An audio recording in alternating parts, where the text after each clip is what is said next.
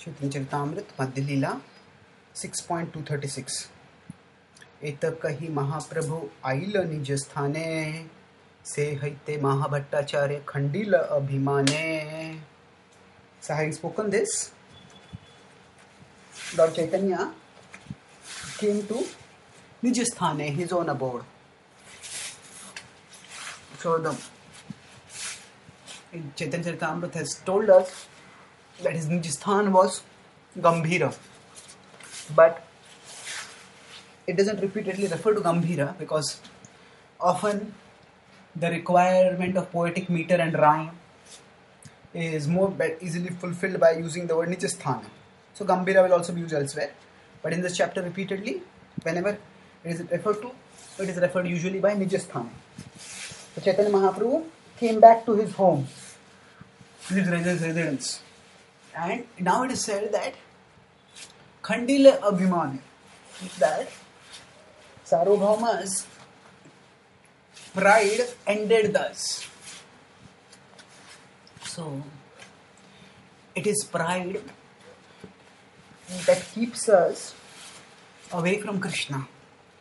It is pride that keeps us trapped in material existence. It is pride that is the cause of our bondage. Yes, at one level we can say it is illusion, we can call it, all of us may be infatuated with lust, with greed, with anger, whatever.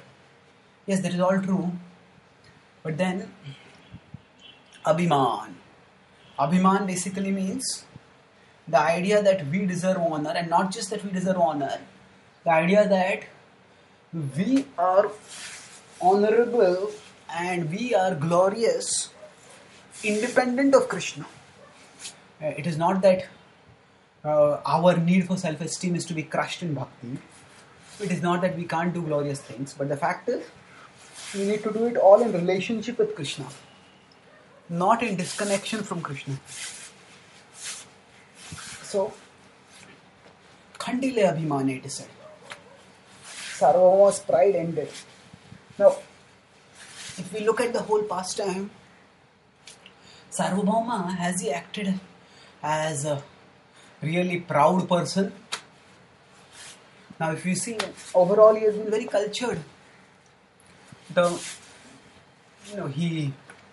He protected Lord Chaitanya when Chaitanya Mahaprabhu had fainted, and then he invited Lord Chaitanya to his house.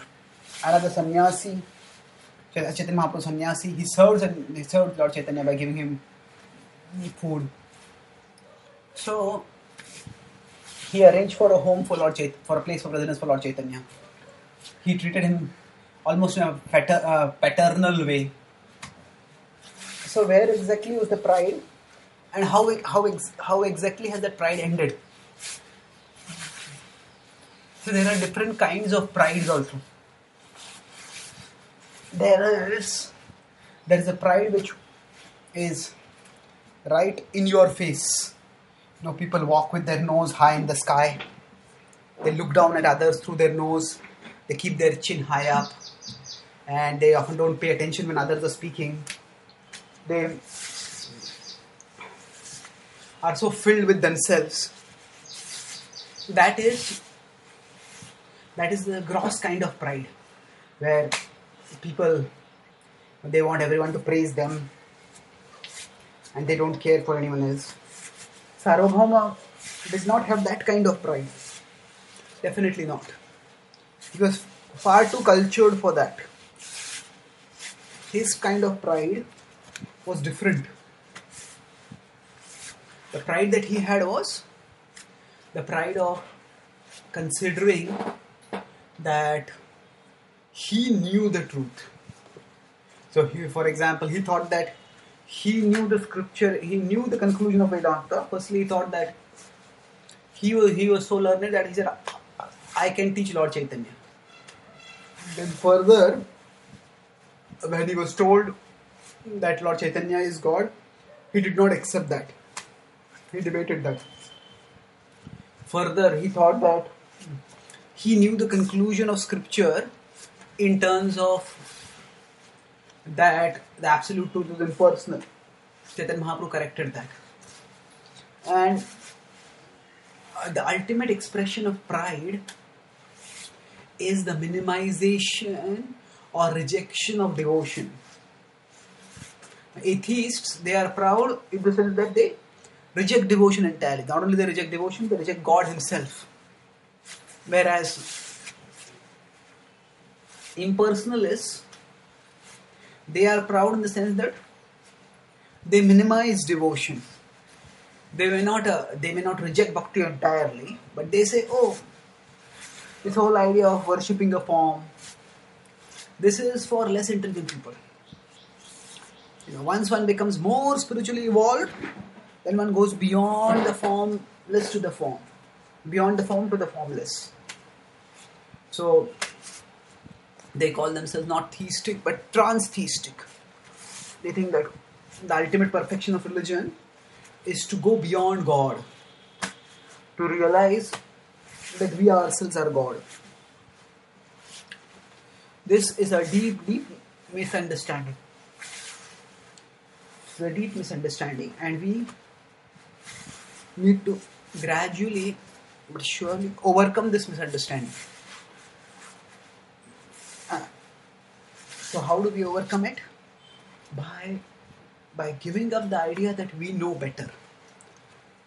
So Sarvabhauma, he not only accepted that I don't know, you know better, my Lord. That he accepted when he accepted Chaitanya Mahaprabhu's conclusion about Chaitanya Mahaprabhu's explanation of the conclusion of scripture, that the absolute truth has form, and that form is manifested in the sweetest manifestation as Krishna. So he accepted that, and beyond that, further he here it was not just acceptance at the level of the head, it was acceptance at the level of the heart.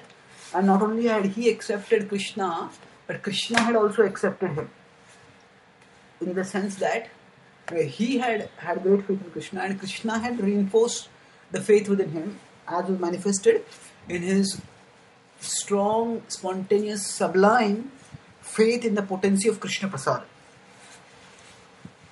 So now generally love leaves no room for pride. Of course, in love one is proud of one's beloved. But generally when we say somebody loves someone, then we fall down in love. We fall in love, not fall down, fall in love.